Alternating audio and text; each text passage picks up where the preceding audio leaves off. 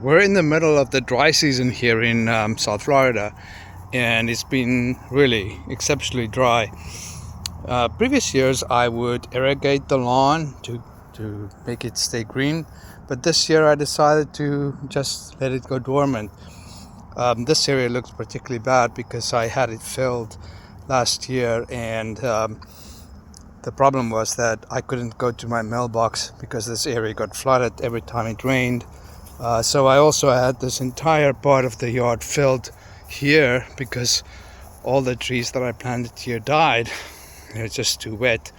The only tree that could take it was this Jamaican strawberry tree, Mutingia calabura. The banana is also quite tolerant of wet feet. But either way, this allowed me or enabled me to actually make use of this part of my yard, including this entire area here. I had this whole area that you see here filled too, probably by about 2 feet, maybe a little more. And and my mulch guy dropped 4 loads of mulch here that has greatly compacted and broken down over the hot humid summer. So that's waiting for me to move all this mulch. And this area that you see here was previously covered by Brazilian pepper, like 250 feet of Brazilian pepper. So last year at the same time I had the Brazilian peppers removed, and this area was about I would say 5 feet lower than it currently is. So I also had this entire area filled with topsoil or dirt, and that enabled me to plant this 1.5 Acre grass here on the border and many different species of tropical fruit trees here. But I wanted to talk about having a passion and having a dream. I really believe that every human being should have a hobby or a passion that they do away from their work, from their partner, and that they can do either, with other people or by themselves, that brings them great joy and pleasure. For me, gardening and growing these rare tropical fruit trees is that passion. It varies from everybody, so if that's your passion too, hopefully you will stay here and continue to watch as I share with you my wins and losses, as I document and show you what I took to build this fruit forest. So this area was also marginal, flooding every year, and this was also part of the area that I had filled. So I just recently laid the irrigation pipe here and planted many more species of rare fruit trees here. With the cold, it's really looking a little bit worse for wear. But next week we are expecting another major cold front, and that might do in the little tropical fruit trees, the really ultra tropicals that I planted in December. I noticed that several of them were actually killed by the 3 cold fronts that we've had.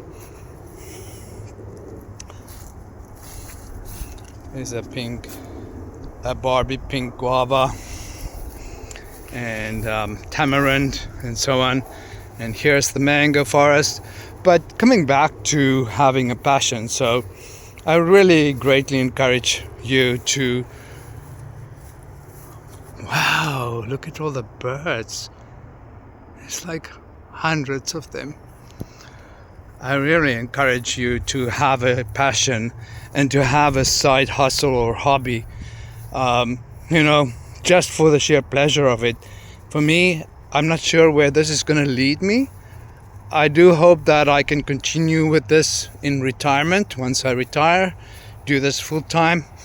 I don't know, sell my fruit, sell little seedlings or trees. Well, I don't know what's going to happen yet, but have a plan, have a vision.